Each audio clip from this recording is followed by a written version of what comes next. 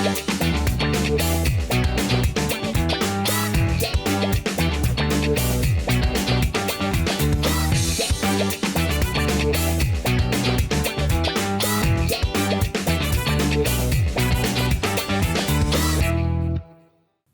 everyone, welcome to the podcast. I've got a great episode for you today. I've invited 4 amazing painters, all of whom have been guests on my podcast before, but they're here to have a conversation about art and art-related topics.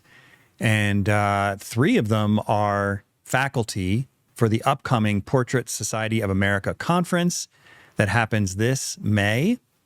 And they are Rose Franson, Kwang Ho, and Adrienne Stein. And then the other guest that I have is Michael Shea Neal, who's the host of that conference and kind of been associated with the conference since the beginning, pretty much. So it's a great conversation, but the reason you see me right now is because I goofed up and I didn't record the first 20 minutes. And I really feel bad about it. But here's the thing. It's still a great conversation. I cut in at a pretty good moment where you should be able to pick up on what we're talking about pretty quick, and should be smooth sailing from there.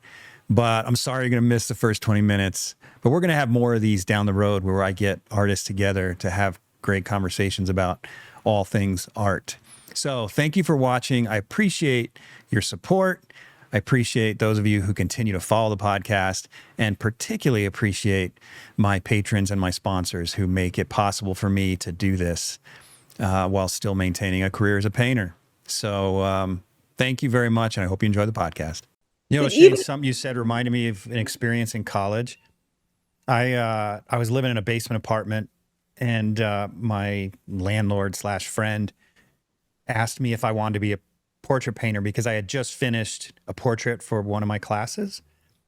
And I was like, and I suffered over that portrait. I suffered. I mean, it was terrible. And I was humbled by how incredibly difficult it was. And I told her, I'm like, there's no way I want to be a portrait painter. But I had justified in my own mind that I didn't want to because I didn't like it. But then I don't know how long it was later, maybe a year later, I did my first portrait that was successful. And the moment that reasonably successful, right? It's a spectrum, but it was successful enough that when it got to a certain point, the portrait was looking back at me. Yeah. And I remember thinking, oh my gosh, this is like magical. And thinking back to the first time where I struggled so much and never wasn't successful, and how I denied the value of that subject because of my failure, and comparing that with that experience of creating something that looked right back at me. Like painting a vase. I mean, I love all subjects, right? So I'm not knocking any other subject, but you don't get that painting drapery or a vase or a tree. But there was something so magical about that moment when there was a person looking back at me that I created, which also reminds me of what you said back in the beginning about how, Rose, about how you said it was just this magical thing to create something from nothing, to make something out of nothing. And it was that feeling, but it was a thing that like was real and looked back at me in a human way. Yeah. That's what's magical to me about it. And from that point on, I've been addicted to the figure.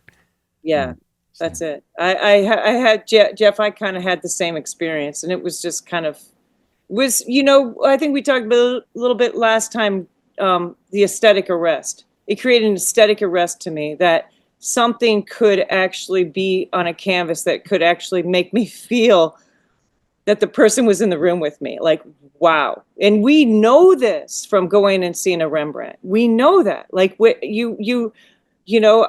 can even say that I remember going to the Met and seeing, maybe I've said this before, I don't know, but seeing the Egyptian reliefs, the carved reliefs. And I remember standing in front of that and having one of those, like you were saying, Shane, time got transcended, and I felt like I had the sense of this artist had put something in there from them, and it was wow. It was. I said, "Oh, that's partly why we're doing this. That's partly why we're doing this."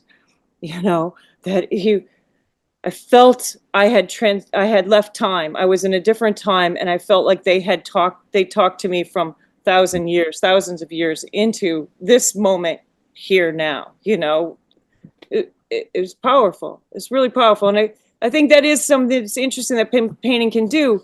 But I want to say something about, if you don't mind, if I just toss this in, when you were speaking, Shane and Jeff, it talks about the failure inside of creating the product. Okay. That's okay too.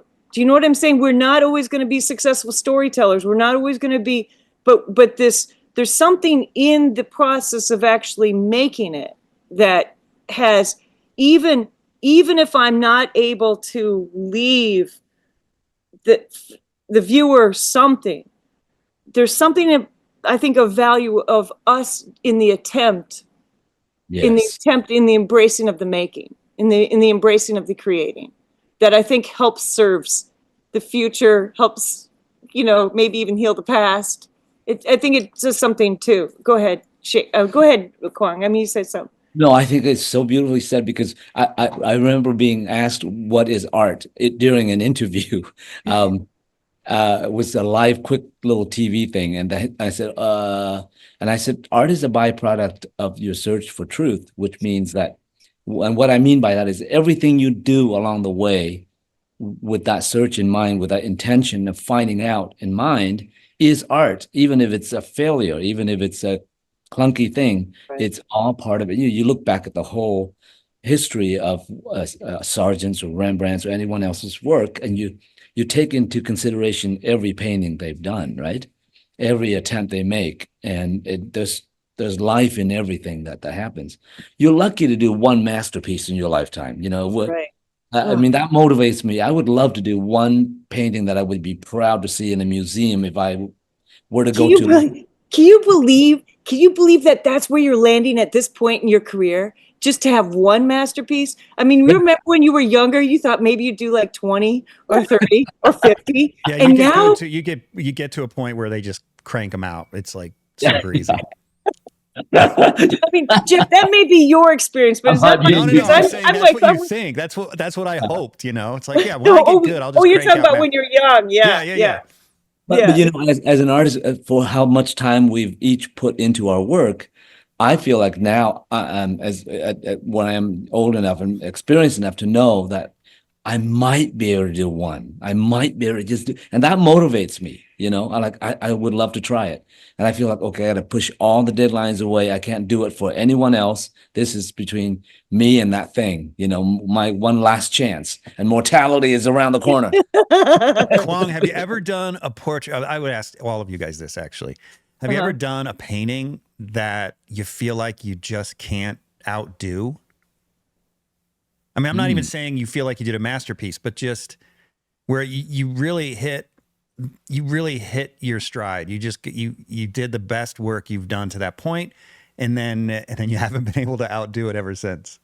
That's a good question. I feel like I'm there right now. I'm not going to tell you anyone which one it is, but I did a painting some time ago. It was probably over a decade ago, and to this day, I'm like, oh my gosh, will I ever beat that painting? I'm like my own worst enemy.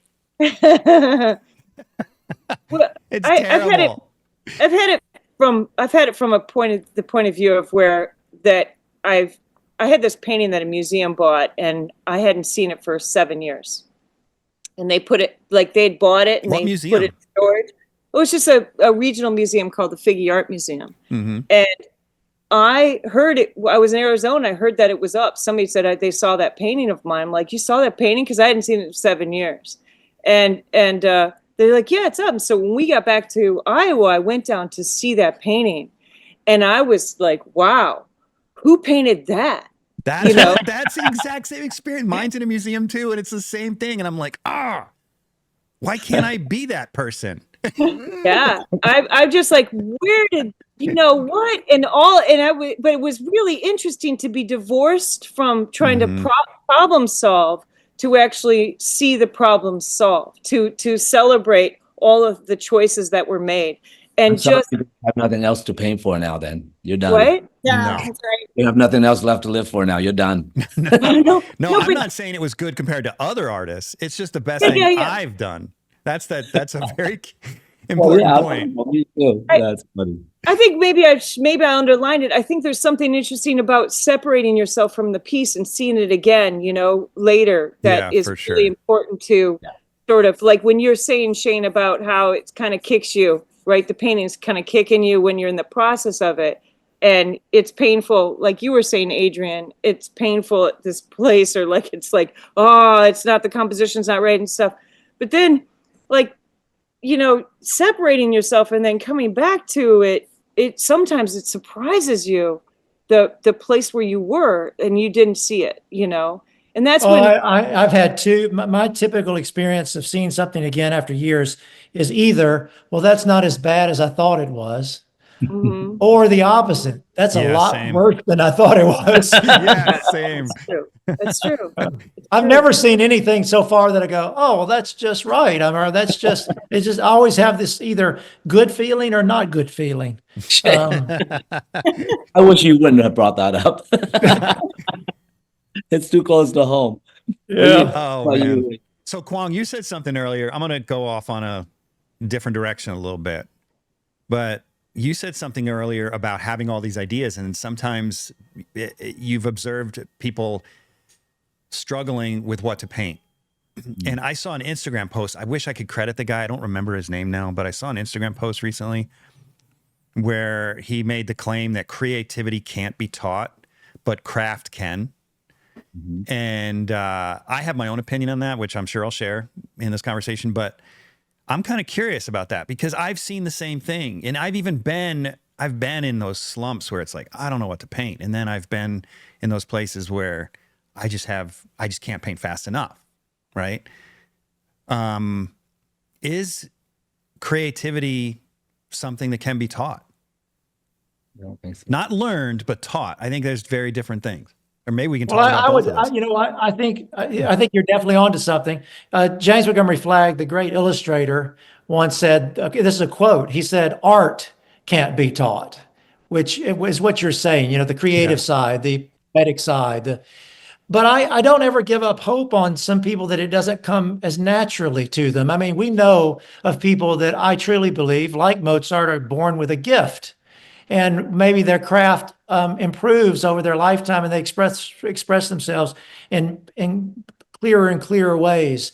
But there are other people that I watch that work so hard at the craft part, and you can sense that you're missing that special thing, but they're looking for it. And I have seen artists in my career, go years in improving their skills as an artist, and they're not going beyond that. And then suddenly they break through because they didn't give up.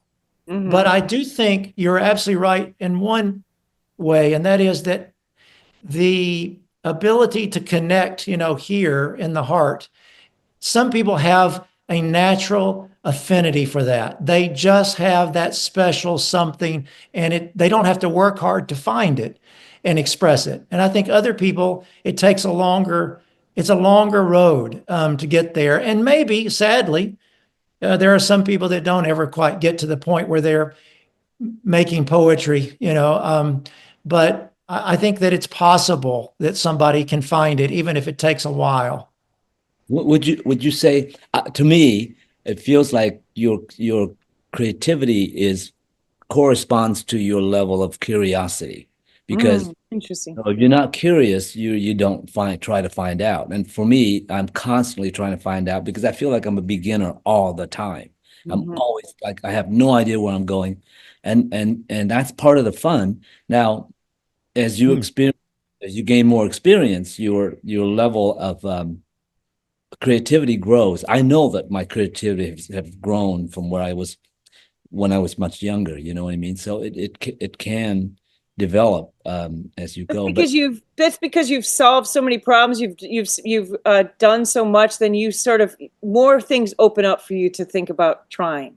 Yes. It really does happen. And I think maybe, Shane, that's partly why when people start to finally break through is that they started to look enough, try enough, see enough, and then all of a sudden something connects, and then they find the resonance that they were meant to sort of to the vibe, the resonant tone, note that they were supposed to sing in. the place where they were supposed to. Go I ahead. just thought of something that I think that's really crucial with all of us being here together and the Portrait Society is thank goodness we live in a time now where we can see ideas in a flash. Like everybody's sharing ideas all the time. When I was growing up, we had to go, I went to the library and hope to find a good art book and flip through it, magazines. Now you get up in the morning and you get all these amazing art going Yeah, it's across a blessing and a curse. To be It's a honest with blessing and a curse. you, right? You do whatever you want to with it. But the fact is, a one image could all of a sudden give you an idea that you haven't been looking at for before. You know what I mean? Yeah, It just we don't live in a vacuum anymore unless you want to. But right. I think that I can see young artists just blossoming today, and the Portrait Society. When I was first asked to be a faculty there, I said, "Well, I don't paint portraits," and I think Ed told me, he said, "Well, but you paint figures, and we love the way you paint. So come anyway." So I'm like, "Well, okay." So I had in my head it was a portrait conference. Mm-hmm. I got there, it was clear that it was just painters getting together, great artists who paint figuratively or whatever. And I immediately just fell in love with meeting everybody and especially Adrian. and literally fell in love. Yeah. and just see the camaraderie and how much fun. And just over the years, I've seen young artists come in there as shy high school artists, and now they're killing it in the art world. It's so much scary. fun to see. It's really, it's Yeah. wonderful. Yeah, something that you just said about that. How did you put it? Creativity is a product of curiosity. Mm-hmm. It So corresponds. funny. Yeah, it corresponds. It is. I'm 50 years old, and you just taught me something about myself I never thought about. And because I love to build things, as you guys might know, and I think it's the same part of my brain that wants to build things that also wants to paint. I don't see them as separate. I see it all as the same thing. But when I was a kid, I was always taking things apart.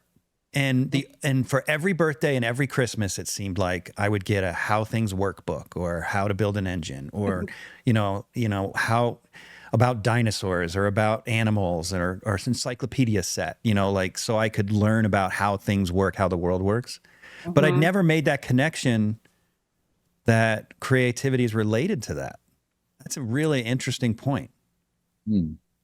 Have the rest of you guys thought about that? Oh, yeah. Really? Yeah.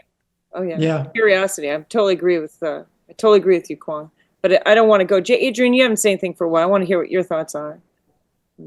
Yeah, I mean, I'm still kind of like grinding through what we were talking about a little bit ago about, I was thinking about how, I do a lot of thinking about like how many healthy years do I have left to paint? I know it sounds very morbid and like, Especially since you're the youngest one here. Yeah, right. Thanks for that, by the way. That's why we're smiling. Yeah. You got lots of time, kid. Yeah. everyone, the clock is ticking over. And, I think about how, it feels like, for those of us who started painting early, which I know about all of your journeys and have listened to all of your podcasts. For all of us, that's quite young, right? So I would say, your 20s are the decade of craft development, like really getting good at your craft. And we were talking about the difference between being like amazing at your craft and then also like having ideas and creativity. But one of the things I wish I'd have known in my 20s is that, you're in your 20s and you're grinding away trying to get really good at your craft.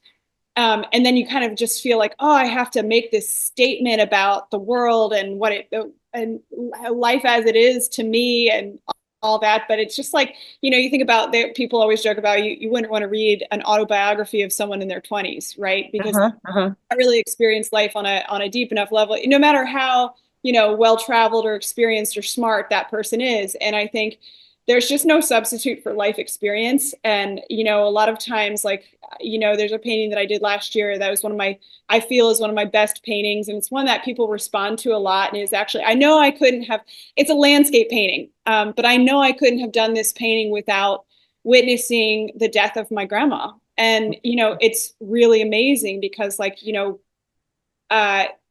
losing someone you love and grief and your memories of that person. You look at this painting and there's no, I didn't do a portrait of my grandma on her deathbed. Like I did not, there was nothing directly that had to do with her, but it was about her light and what she left behind and what I feel called to do as a result of her absence in the world. And so, I think that's really interesting, and people can see that depth in the painting, although they can't really name it.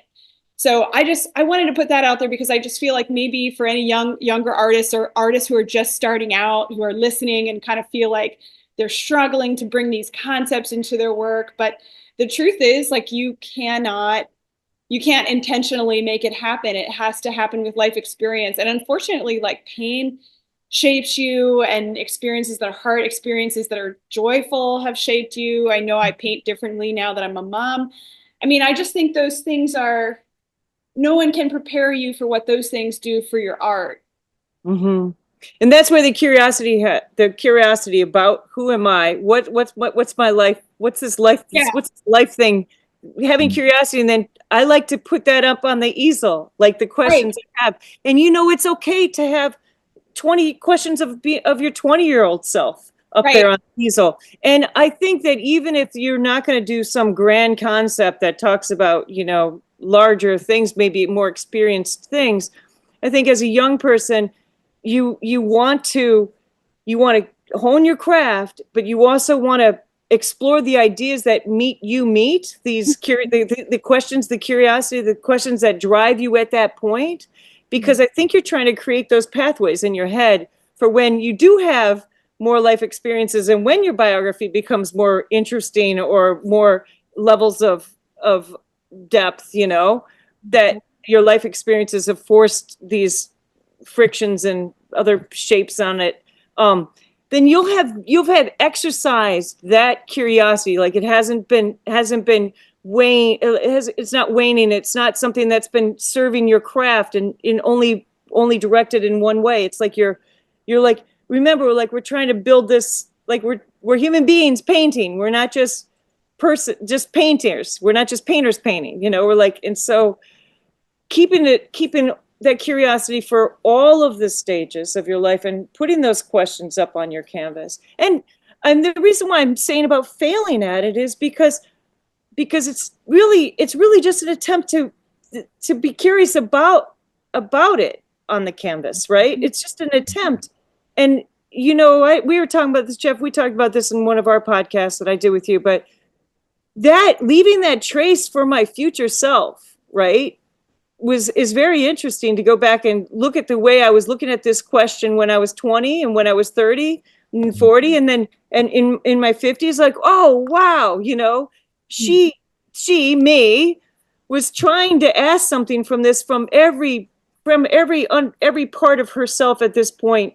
And that's one of those through line sort of, like, oh, maybe this is an essential question that I've had. So everything I'm describing right now, I think, sounds like curiosity, just so you know. I mean, I feel like we're still in the vein of curiosity. So as I'm describing this. Is it just me, or the rest of you guys also get weirdly excited when you order new paint? Because I don't know about you, but when I get paint in the mail, it feels like Santa just dropped my Christmas presents off at my doorstep. With Vasari paint, my paint of choice and the podcast sponsor, it's even more exciting. And let me show you why. Because when Vasari shows up, it comes in this incredible box where each tube lays in this little compartment perfectly formed around the tube in this nice soft foam. And it's surrounded by velvet, red velvet. Now you got to ask yourself, if a paint comes so carefully protected and surrounded by red velvet, you got to wonder if this paint is worthy of royalty. It is. Vasari is. So if you haven't tried Vasari, you're seriously missing out. And the thing about Vasari, it's not only the best paint out there, it's also made by an incredible company that's been around for 30 years and knows its customer by name. Do yourself a favor, go to vasaricolors.com and order yourself some for your next painting. Adrian, how old are you? You're like 35 or something, right? Oh, I wish. I'm 39. Next You're year almost I'll 40. Next year I'll be 40. You look good. Well, I, thank you. the reason I ask 40 is because, so young. Everybody looks good at 40. Everybody does. well, the reason I You ask is you say because that I'm about everybody look good 50 at 20. and I just this year, I was just talking to my wife, Jen, about this. Maybe not this year, maybe the past 2 or 3 years. I'm just barely starting to feel like I have like that I'm arriving at a point where I'm free enough technically to start to do something significant with my art. I'm just barely there. Well, I don't And know, Jeff. You know that consumer painting that you talk about? Like that was you. That was you trying it. How old were you then? Like were you oh, that's 35? the one I can't beat. You just nailed it. I know I knew that was just so you Oh, know, I I had a hate that feeling that was painting. the one. Knows. But Jeff, you should look at it as like Well, I did like that the when I was like key. 35, but they're Yeah, but 34. that's the key to your questions now. It really is. Right. So No, instead of but the having thing is, it took a really long time for me. I mean, there were a few that I got lucky, and I just but Adrian, you're doing a consistent body of work that's really solid. And I'm not just here to, just shower you with compliments. I'm just making a point. And the point is that sometimes it's well beyond your 20s. I mean, I feel like I hope that my 50s is the decade where I can finally start to make poetry out of the vocabulary that I've been working so hard to establish. Because with some exceptions, like Consumed and a few others, I really have just been trying to get through this whole freaking craft thing. The craft is so hard to master. And for me, I still haven't mastered it, but I'm at least at a point now where I feel like I'm not, if I start to say something with my work, I'm not going to sound like a complete moron, right? Because my craft is so bad. Oh, are you You kidding know? me? You know that do you know the late Peter Marcel, who was the artist rep for Andrew Wyatt, Yeah. that he studied artists and art, the art like really intensely, and he said that no great art was done until the artists are around their 50s, in their 50s. And he And said, then I heard there was Vern Swanson. I think it was Vern Swanson. He's going to kill me if I misquote him, but let's just say an art historian that I know said that after about 50, the 50s the peak, and from there you just go downhill. 60s when you really. I'm like, that No. sucks. That's I refuse to believe ridiculous. that. If That's you lose your ridiculous. Believe eyesight, that. if you lose your eyesight, you become a better painter. Because in the case of Monet and Rembrandt, the art that we know and love is from their decline. Like when they started to lose their eyesight, it was like, they're just swashbuckling the paint. They don't know what they're Oh my gosh. really It's so can't funny see. you said that, Adrian. You know what's crazy? Is I've worn glasses since I was in middle school, but my parents were so poor that they got me these free frames that just looked like I looked like the white Urkel. I mean, it was bad. And I refused to wear them. So my entire life I haven't worn glasses. And I just kind of assumed that I grew out of it. But because the world looks the way it looks, right? My son got glasses a couple years ago and I put them on and I couldn't believe I could see the world. And then I looked at my paintings Oh no. with glasses and I was so embarrassed that that's what the rest of the world was seeing. That's the same feeling. This just happened. This just happened. So now I wear my glasses like religiously when I'm painting. I still don't wear them normally because my eyes aren't that bad, but it's significant enough that if I'm not wearing my glasses when I'm painting, I miss stuff. Yeah. It's Wow. bad. So, Yeah. so that thing worked for Monet maybe, but it's not working for me. Yeah. It's crazy. You know what? Back to about an artist growing. I had grown up, as we all have, as good Americans, seeing the George Washington portrait of Gilbert Stuart, which I think Gilbert Stuart painted like 70 of them or something. And I was never a huge fan of him as an artist, particularly. And I went to a show of his work in Washington about 15 years ago, and it was done chronologically. So you go from his early career to the last painting, which was a portrait he did just before he died of John Adams. And I will tell you that if you stood in front of that painting, anytime you get a chance, I would encourage you to, and you've seen the evolution of the career of someone like Gilbert Stuart, you see that that man at the end of his life as an artist was tapping something that he had not ever tapped before as a painter. How old And was he when it he came, died? I know, sorry, How old was he when he died? I Or don't stopped remember. painting? Was he I don't over remember. 50? It's got to be over 50, Okay, had to good. be. But that painting of Adams is so sensitive, is so moving, and it so captures both the man and the artist's reaction to the sitter. That's I beautiful. was convinced that on this journey that we're all on, and if we get confused, Becca says he was 72 when he died, 72. Wow. I'm convinced that if I stick with it, there's things that I can still find and reveal that I maybe can't do now, but I will eventually as I continue to experience more and more and more of life. And I begin to, I think what's happened with what happened with Gilbert Stuart, I'm sure.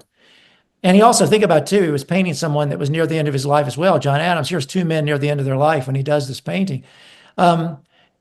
We get something that's insight into the inside of the artist and the inside of the man that could not have come without doing all that other stuff. That's right. And so anyway, that to me, that Gilbert Stuart show is what gave me hope that if I can live long enough and keep at it long enough, that I'll start to still continue to reveal things that I don't know about the world and the people I'm painting and my own art that I don't know yet.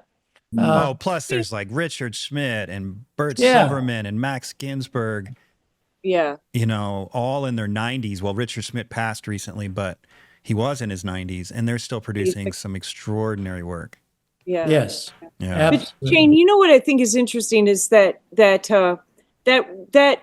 revelation that you had when you watched the entire progression of this guy's career. I think it's really, maybe we should do that a little bit with our own work, you know, sort of see, just to teach us something about where we are, where we've been and where we are now in our work, even no matter where I am. I mean, even if I'm not like Kwang Ho or Adrian Stein or Shane Neal or Jeff Hein, and I'm just, you know, learning and trying to figure out who I am as a painter, just to sort of see the through lines, you know, to kind of discover that and to see that there's this evolution. And sometimes because I've saved paintings from the past, right? I have a whole room where I have a mausoleum. Sometimes I go and I'm like, oh boy, she understood something then that I don't understand, that I've forgotten, that I chose to leave, you know? And yet, if you were to put all this work up in, as you saw the Gilbert Stuart show, if you were to put that all up, you would say, oh yes, that was a necessary choice. That was a necessary evolution. It starts to make sense from this sort of long view, from this distant view. And I think when we forget this, maybe back to what you were saying, Kwang, about like artists not knowing what they want to paint and being somewhat tortured about not feeling as creative, or like you know, that thing. I think that maybe that's when you go back and you look. I tell my students this all the time when they're painting too, right? When I'm lost inside of a portrait, when I'm lost inside of a painting, go back to where I had some focus and move from there, right? So like a painting is, when you paint a canvas, like I'm just talking about like within one painting session, right? There's a part where your attention is there and present, and then there's places where you get caught up or you get your fears show up, you know, like I don't know what I'm doing here. There's always a place where you could kind of land where you were there, okay? And if you go back to that, so have your old self in your long arc of your work inspire your, you know, like have your work from the past. Am I making sense? I know I'm not kind of talking two things at once. It's a big circle. But you always leave a trace when we do this thing. We leave a trace for ourselves, right? And you do it inside of one painting session where you have focus and where you haven't had focus, and you can return. You have a place inside your creativity where you were feeling inspired and you lost it, you forgot, you know, go back and find where you felt it and then rebuild it back up. Maybe I'll say one other metaphor, like one way of saying, do you ever guys, like, well, I'm long enough on the planet where I can hear a piece of music that I really liked from like this very hard decade to really like much music, but from the 80s, right? And the next thing I know, I'm like dancing like I'm back in the 80s, right? Like I'm dancing like I'm back to when I was like, I say early 90s, when I could really move and there was not a crink or not a, you know what I'm saying? And I feel like that work, that past work can actually feed something, go, oh, yeah. And sometimes even if it's just something simple as like how I handled color then, how I was bold with my strokes then, even as something technical, how I was brave enough just to drive up to this woman's house, see her sitting outside and go, hey, you want to pose with you and your baby? Can I paint you this afternoon? And just do this huge canvas, like 36 by 36, right out there with the sun hitting her and the baby in her arms. And just like, oh, I didn't even plan on painting that day. The boldness, like a trace of boldness left for my future self when I forgot to be like, oh, I need my 45 different palette paint, my 45 different brushes and all my gear, all my, Only 45? But you know what I'm saying? Yeah. Yeah. Like, Oh, yeah.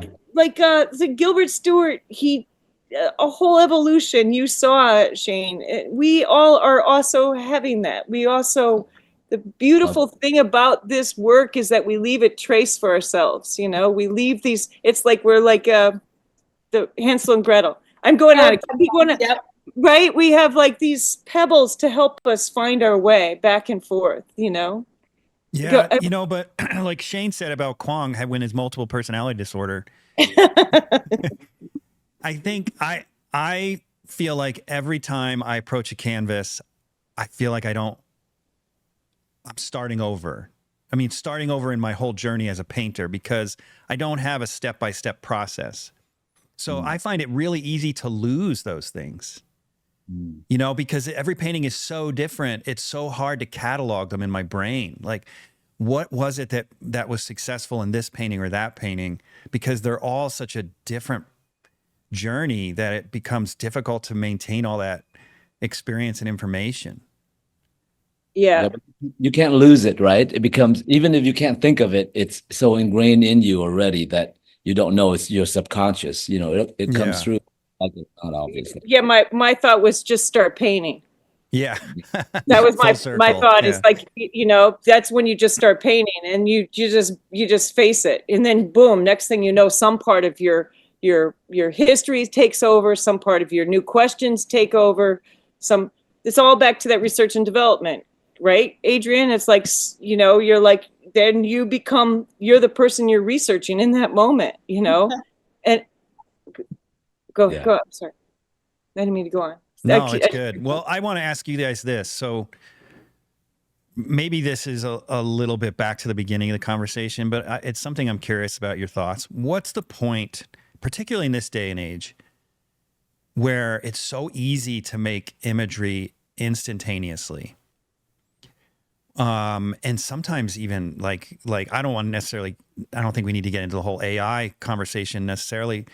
I think that's a whole podcast in and of itself. But I mean, it's so easy now to just pull up images on your computer or take an image with your phone the cameras on our phones are better than SLRs were 10 years ago, So what's the point of painting at this point when imagery is so easy to come by? Well, there's no doubt that people still have something that AI doesn't, and that's a soul or a spirit, a conscience, a consciousness, even though I understand AI is trying to develop consciousness.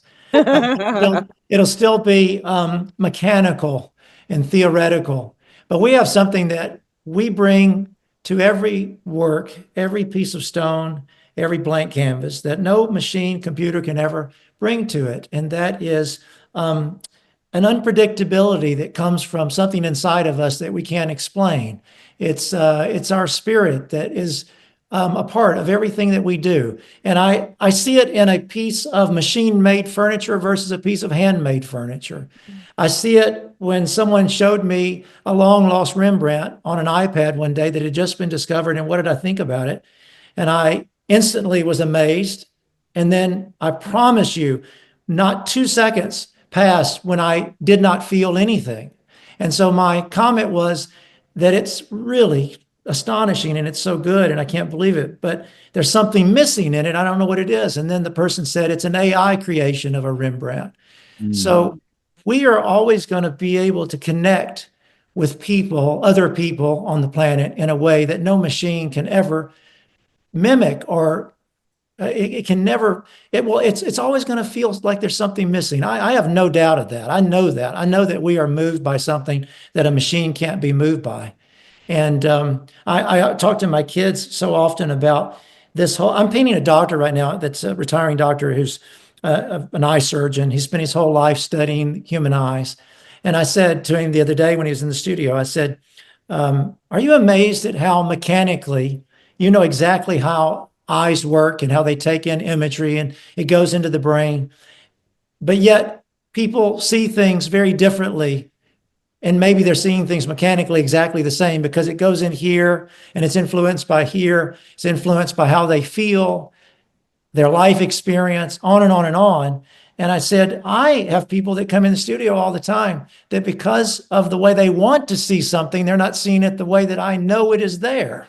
And anyway, my iPhone can do a very good job at capturing an image, and better than, as you said, the big digital cameras I had 5 years ago, I don't even take anymore. I'm just taking my iPhone. It's enough reference for me to borrow from and use in a way that I think that I can create things that as a supplement to having people pose. But to me, it has very little feeling of the thing or of the person or the place that I've been. I had a friend that had never traveled to England. She had collected an entire row of books on a bookshelf of England before she ever visited the first time. And I said to her, once you went, was it the same as looking in those books? And she said, well, no, absolutely not. And the other thing was interesting. Now, when she goes back to the books, she has a totally different reaction to the imagery in the books than she did before. She actually felt the place, saw the place, smelled the place. So we have something going for us. I know that no machine can ever replicate and that people will never respond to in the same way. You mentioned furniture, and there is a comparison or a question I often ask people, and I've asked at least one guest this, although I didn't get the response I expected, interestingly enough. But and I'll ask you guys this, and then I just want to make a point based on what you said. But if you walk into a shop where they sell furniture, and you saw two pieces of furniture that were identical, relatively identical, you couldn't really see a difference. But you found out that one was made by a CNC machine, which is basically just a big computerized, machine with a router bit and whatever. And then the other was made by hand in someone's garage. And they were the same price. Which one would you want more? Oh, yeah, absolutely. One easy, one person. Yeah. The handmade. Yeah, the last time I asked that, they're like, oh, it would depend on which one was better. And I was like, I said they're the same. They're the same. Just kidding. Well, the reason I asked that question is because I would take what you said one step further. And even if AI ever could do exactly what we can do, there's just something about owning something made by a person. Yeah. Right? So even if it theoretically could catch up to us, to me, it wouldn't matter. And I hope and I believe that as imagery gets more and more accessible and better, that people will crave handmade things even more. I think so too. If you think about I'm a big fan of the Pre-Raphaelites in the 19th century Victorian painting movement. And the thing that's so fascinating about that movement, first and foremost, is that it was a response to the Industrial Revolution, that people were seeking objects. So the furniture from that time, everything, the paintings, everything was, these artists looking back to a time when they felt that craftsmanship was at its best, which is like early Renaissance, late medieval. They're looking at nature, they're looking at illuminated manuscripts, they're carving intricate things, they're painting intricate things, they're using jewel tones, they're like, and I think our time is going to respond in its own way to the digital age and the age of like oversaturation and like being driven to mental illness almost by seeing so much. And, I know it seems kind of crass to talk about job security, but the truth is, I was telling Pong a long time ago, as soon as like Mid-Journey started getting really good, I said, I don't feel threatened by this in the way that I think my other creative What's peers. Mid-Journey? Is that AI? Yeah, Oh. it's an image generation program, AI image generator through Discord server. And I said, I feel worried for my friends who are in animation, storyboarding, fashion design, all these things rely on the image, right? The currency of those products is not the handmadeness of it. The currency is like, is it a good image? Does it tell the story? The end. And if AI does it better, the human is eliminated. But the truth is, for us, the collectors who love our work, buy our work, support us, make our life possible, they love it because they want to participate in our story. They love that our expression comes through that brush, that our energy is conveyed in that painting. And it's different as a painter. That's the currency of our work, is the handmadeness of it. And I think, AI is going to take over all these other creative careers in ways that won't affect us. I mean, and I think us, but in the same vein as what you were saying and Shane was talking about, I took Liam to our National Gallery just a week or so ago, a few weeks ago, and I went through the museum. And it's funny now, when I was younger, every painting was like, wow. But now there's only just a couple that really captivate my imagination. One was a self-portrait by Rembrandt. And there was a room full of Rembrandts, but this was the one. Yeah. Oh yeah, move it over. That's what just I a little visualized bit. when There you go. said it. Yeah. Told me it was so good. I mean, the other Rembrandts are fine, but that one just like, wow. Oh, fine. Okay. And so, but when I stood in front of the Van Goghs, I mean, you could look at Van Gogh book all day long, but when you stand in front of a Van Gogh original, it just brings you to tears. I didn't used to like Van Gogh, and then I saw the Me originals, too. and I was like, "What?" Changed everything. Me too. I think Changed Oh, everything. you know what? Experience. You know what moved me to? I was not a fan of Van Gogh when I was younger, and then I went to a show at the Met, all pen and ink drawings done in the landscape from life by Van Gogh. Fantastic. From that day forward, I saw Van Gogh in ways I had never seen him. I'm a huge fan now, but it was those drawings that moved me. Well, he has that power that no AI could ever. When we're talking about the same thing, but the soul of the man and the directness of the painting comes through in the paint. The paint speaks to you. It's I had experience in my early days as an artist where I was more connected to my intuition than my mental stuff going on. And a painting would come through me every now and then, and I look it down like, there's no way I can paint that again, because at that point, I like the ego was out of the way. I was just reacting with full excitement. Now I'm too cerebral in some ways, so I want to bring it back. But Van Gogh had, and I think that's why the world loves him so much, and rightly so. That he. Whether you paint in a traditional style or whatever style, when you see a Van Gogh, he does that to you. Plus, there's that Don McLean song, "Starry Night," that is like the best song of all time. You guys familiar with that song? Oh God! Oh my gosh, it's such a good song. Is it really? I'm not You sure. haven't heard it? I don't know, Jim. I don't know. Oh, go look it up after we get off the podcast. It's Called amazing. Vincent. Called Vincent. But I think that Oh, it's called Vincent, right? Yeah. I think that something that I think that we should underline, though, is that we are all people who are like we have straddled the world before the digital revolution and the world since the digital revolution, and it's possible that people may not have the same sensibilities in the future if we don't remind them to value it.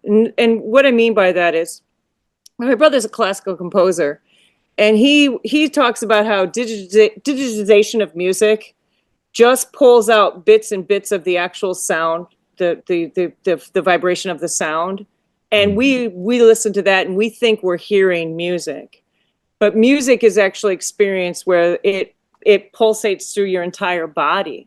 but how often do we experience the live performance of a piece of music? Oh, And yeah. the different sensations. So we're already ourselves have adjusted I like to use music because I think same thing is happening in painting, same thing is happening in all of these senses. But we already are accepting that I'm listening to music when I'm listening to a digital representation of music. Does that make sense? Mm-hmm. We're already doing a facsimile, and a facsimile of something. And, I think that what we are here for is not just the image making. It's not just the image that you were saying, Jeff, with all this imagery, what's the point of we're not just making an image. We are actually part of a process. We are celebrating the human problem solving. To go back to the beginning, we are celebrating the human creativity. We are exercising this unique, extraordinary opportunity for being alive through this one person, which is me at this moment and you at that moment, right? We're experiencing that being creative. And we are doing that. We are holding that for everybody else that also needs to have that experience. Does that make sense? Mm-hmm. We are keeping that knowledge, that necessity alive. Okay. Mm-hmm. Does that make sense? Absolutely. The future? Preach it, And- sister. What? Preach it. Say, preach it, I don't sister. mean to be preachy, but No, you're absolutely right. But I'm sorry I can't say it in a better way, but I want to say, if anybody jump off of what I'm saying, but you get what I'm saying, right? Mm-hmm. That we're holding some sort of string that goes all the way back to the Egyptians, all the way through the caves, all the way from the caves to this. We're holding this process of human beings holding this thing and trying to make some image, right? Through their body, okay? And the value of that, as well as the representation that leaves that experience, right? The object that we create. But we're holding the act for our future generations. We're valuing the act for future generations. We're valuing the reception of consciousness passing through this body through this time for future generations. Does that make sense? Mm-hmm. Can somebody help me?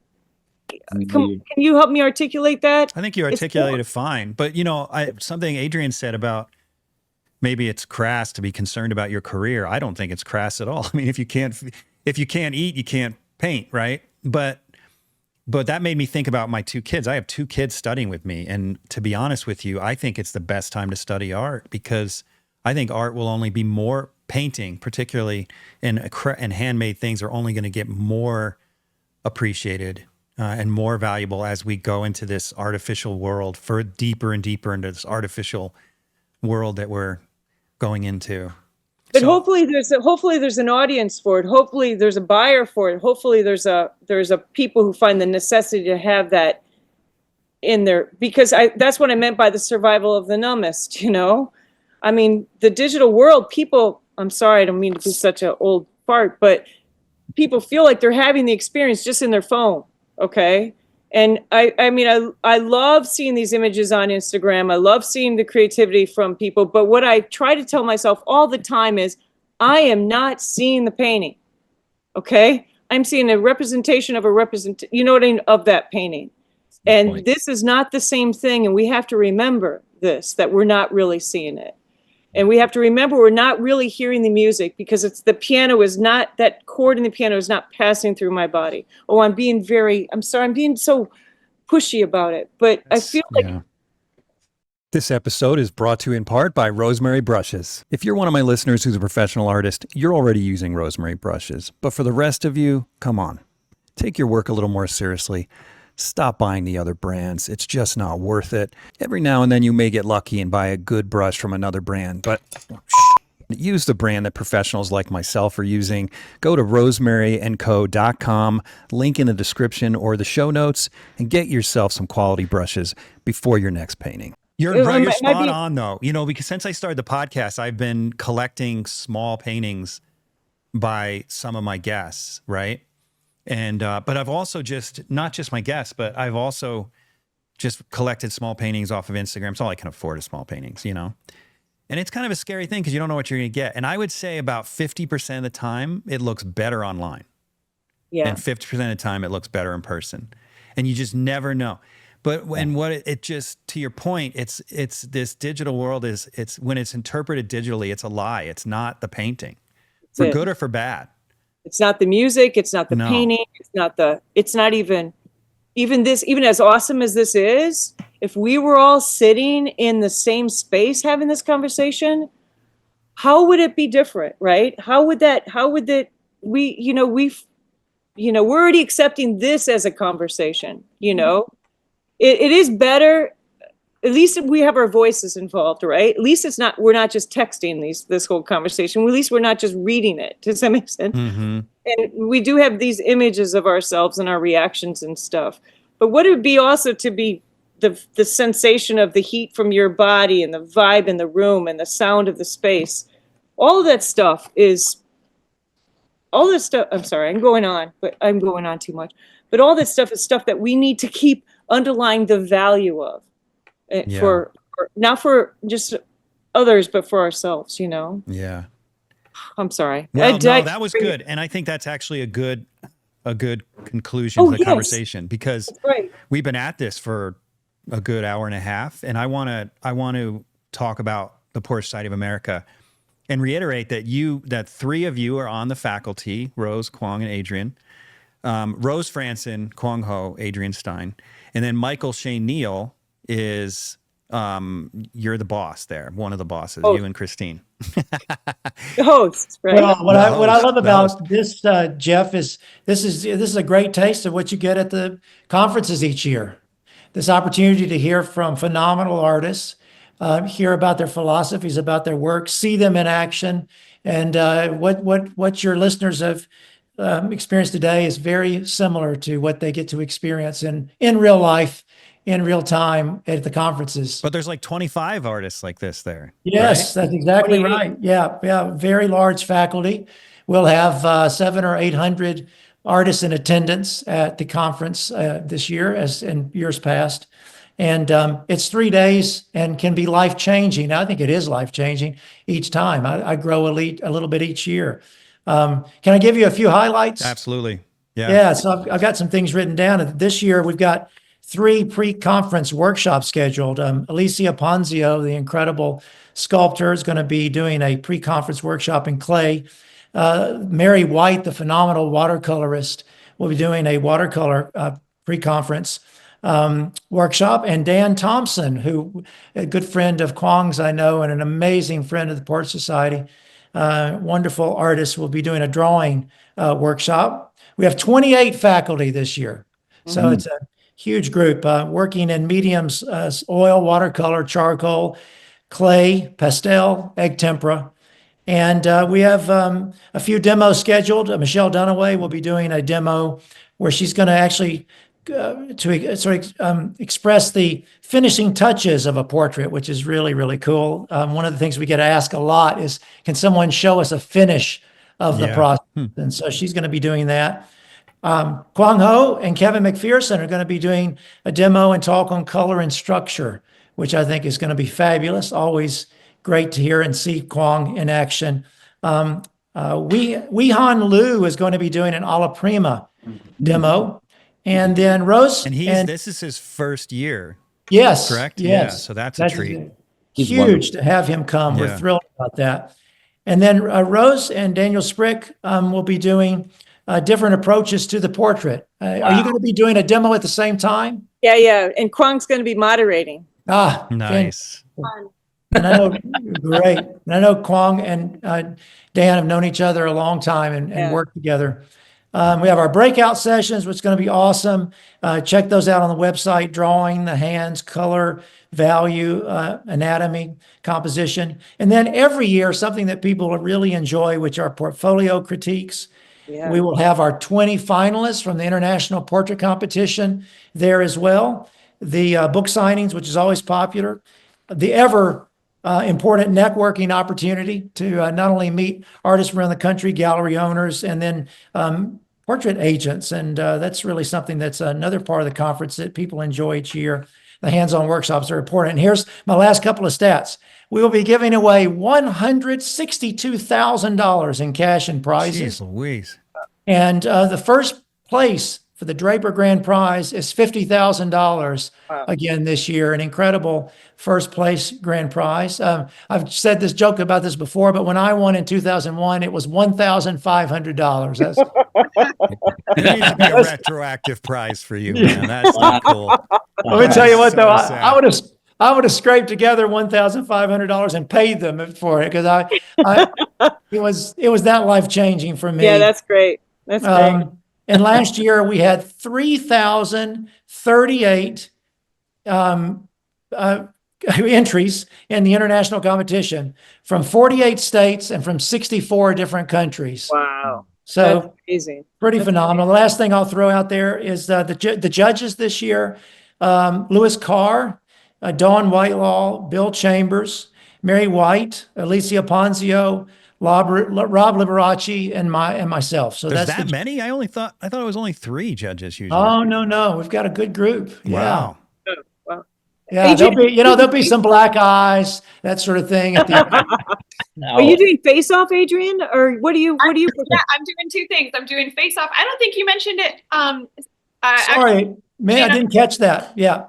I'll be doing the face off, but I'm doing a demo on stage with Tim Reese on Saturday morning, and it's called Capturing Youth, the Art of the Child Portrait, or something like that. So we're going to have a youth model, and actually, Shane, it was partially inspired by you painted one of your daughters. Kate, my youngest daughter. Yes, that's right. Yeah, I mean, I remember it from many years ago, and I brought it up, and I said, I know a lot of people that are doing portrait commissions of children now, and I myself am doing one, and I see Tim paints a lot of child portraits, and so I think it would be fun for Tim and I to do that on stage together with a younger model. And Tim's like, how are we going to get a young enough model that'll sit still? And I was like, if Shane's daughters can do it, we'll be able to find somebody to do it. Liam. No. Didn't have to tranquilize him. Yeah. I was just going to say, well, Benadryl him before that, but I don't advocate drugging your child, but I do think it'll be really interesting. Yeah. Well, Shane, talk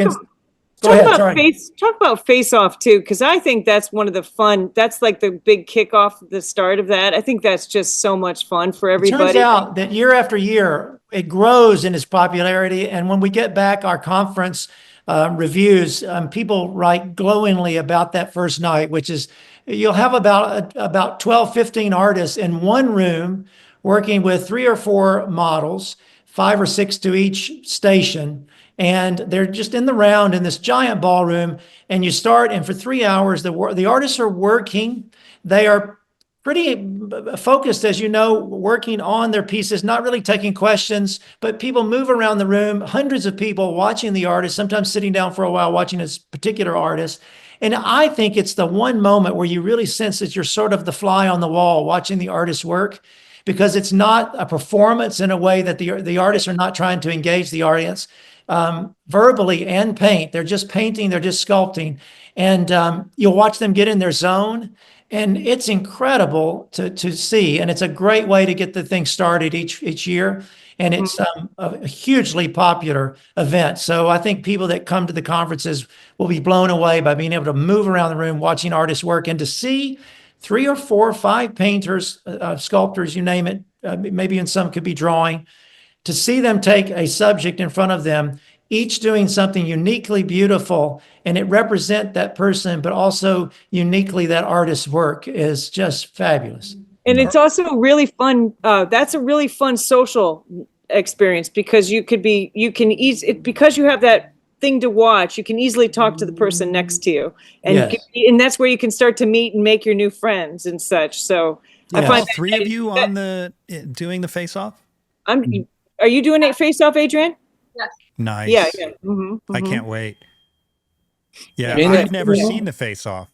You've never Oh. seen, you've only been in I've it, only Jeff? been in You've it. never Yeah. seen So it? this year I'm going to get to watch. I'm actually kind of excited. Oh, you Oh, should it's be- fun. What are you doing getting to watch? You should be paying one. No. So look, could next take my year spot. I want me and Rose on the faculty because we're born to paint together. So Jeff, you're putting that out there. Great. Yeah, I think We're going to have to get a bigger ballroom. Rose is going to come with like a 48 by 48 canvas and all her oil sticks and everything. I know, Right, all I know, right, I've Jeff, been what do you there. got? Oh, And then I paint with Kwong, who brings nothing, right? I Borrows know. everything from the audience, and I'm completely humbled. Your by- energy by was so big, pacifier. Rose. What? Your energy was so big, it pushed me right off the stage. I couldn't. No, it didn't. Oh, You that's and why I, she's all so of us. fun to paint with. You were great It's to so paint fun with to too, paint. Kwong. That was a Oh blast. no, you guys That are was both my great. first demo Shane, I with painted you. with you Yeah. too, Shane. Yes, I remember it. Yes, it was wonderful. Yeah, it's really fun. It's This is the fun part. To me, what I love about the Portrait Society is exactly what you're talking about here is the social aspect of it. It has become like a family, and I've right. years I've been doing this now, but I only missed one since my first time was asked there because I have so much fun. The artists aren't compensated for what we do. We could do it because we're giving back to the community. It's a wonderful community because I love watching. I remember the young artists who came up to talk to me, my first year, and now they are well known in the art world and they're killing it. Uh-huh. When was Every- your first year, Kwong? What was your first year? What's that? When was your first year? When I did my demo with you. Do you remember the year though? I don't remember the year. No, I don't do. I don't do. 2014 or 2015. Okay. Okay. And so it probably would have been 2014. Yeah, maybe But you 2015. say it's like family, but in your case, you literally made a family out of it. Picked up a wife, got a kid out of it. I almost refused. Yeah, but I met Just Adrian. picked her up. She couldn't believe that. Well, we were joking about that, but there's been a lot of romance happening. That's right. That's right. Yeah. A lot of stuff going on there, but it's really great though. It's a wonderful place to see your friends every year, talk about art, and see how everyone has grown. Yeah. I think it's a wonderful. And to do it in person. To do it in Yeah. person, to be together in person, and that it's so great. I'm glad we're back to being able to be together. Me too. And as Kwong pointed out, everyone volunteers their time. They give Yeah. of their time and their energy and their knowledge freely. They spend their own money to get there. It's one of the most incredible non-for-profits in the art world today, in the world, not just the United States. And the heart of the organization is huge. And I really do believe that it is not only changing lives and building careers, but I think that each year that's gone by, particularly after we survived the COVID era and couldn't meet for a couple of years, we realize how important it is for artists to be able to be together physically with other artists in the same room together, to bounce ideas off each other, to inspire each other, motivate, and to build friendships that last forever. I've been going now. I've not missed a single conference since 2000. So this will be since 1999. So this will be like my 26th in a row, and it is something I look forward to every year, and I am grateful to the good Lord that I have not had an illness or a sickness or something that has kept me from being there, because I can't wait each time to be there. Fantastic. Can I say something about this? Shane, I was asked to be on the board, and I never served on any board, but I just can't tell you all how amazing Shane is. The Portrait Society is a nonprofit organization, and the whole aim of it is to advance artists, really. And that's what I love about the spirit of it. And Shane, without you, I could tell you and Christine have done such an amazing job, but without you bringing together the community of people who are supporting, to that you can get the kind of money to give back to the artists' prizes. I'm just amazed at your energy and your dedication to this. Thank you. Very kind. Well, I got to drop Kim's name in there too, who's also a big Yeah, part of it. absolutely. Kim Azarito. And all the other staff. Yeah. Yes. Yeah, it's We have great. an incredible board. We're thrilled to have Kwong as a part of that, and his ideas and your energy, Kwong, and your expertise And we have so many that are serving and doing it with such a incredibly generous heart. And we have a friend that's a musician, and he was pointing out to us that certainly musicians are willing to share and willing to teach, but there's such a competitiveness in the world of being a musician and lots of other areas, whether you name it.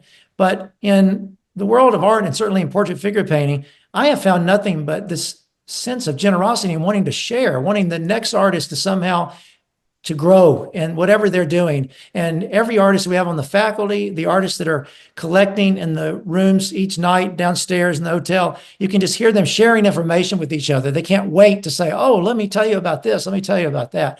And so we're each just trying to get better at what we do.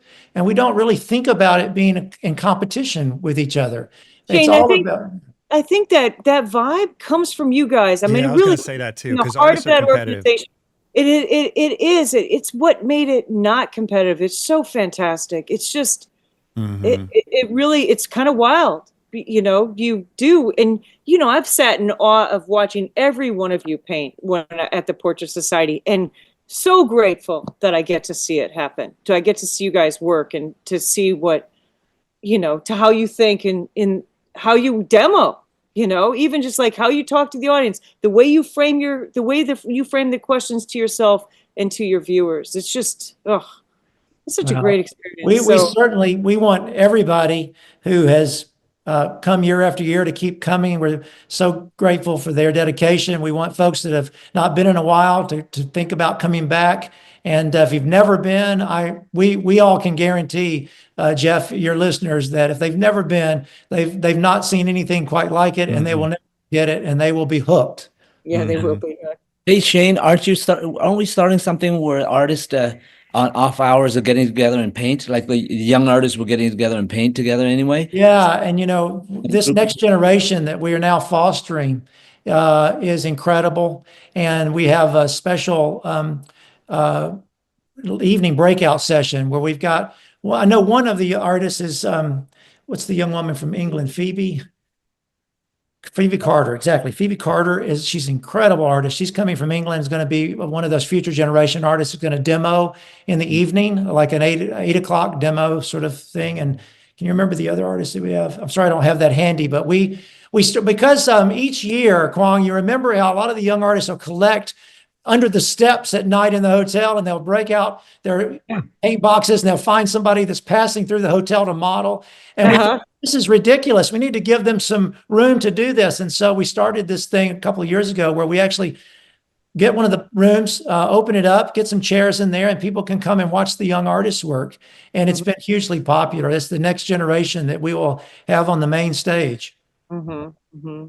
They've got so much to give. And, as I remind my daughter all the time, I'm incredibly jealous by the amount of information that she has access to that, I had to dig from a library or you name it, where I had to get it. So here's the next generation of artists. It's Phoebe Stewart Carter, Emma, is that Rock? Sislak? I can't pronounce the name, sorry. And Elizabeth Ralph Smith, or the young next future generation that'll be there this year. That's great. Well, thanks. Well, that was fun, guys. Thanks for doing that again. Thank you. I'm looking forward to seeing all you guys and heckling you on stage. So it's going to be a blast. Ask me questions from the audience, or ask Kwong questions. I'll try not to be too I look forward to that. obnoxious. I look forward to seeing you all. Thanks for tuning in to the Undraped Artist Podcast. If you enjoyed it, subscribe. And if you could, leave a comment or review. That really helps the channel. Please share the show with your friends, and if you're feeling generous, consider a monthly donation at theundrapedartist.com. Thanks again for watching. We'll see you next week.